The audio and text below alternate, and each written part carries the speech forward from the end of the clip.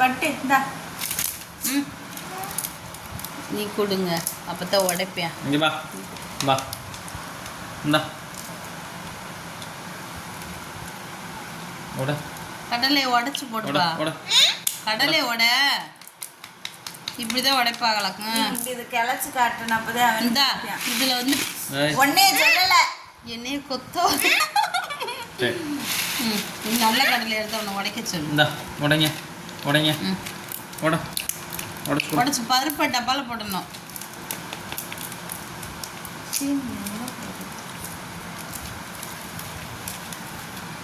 இந்தா உட உட உட உட உட.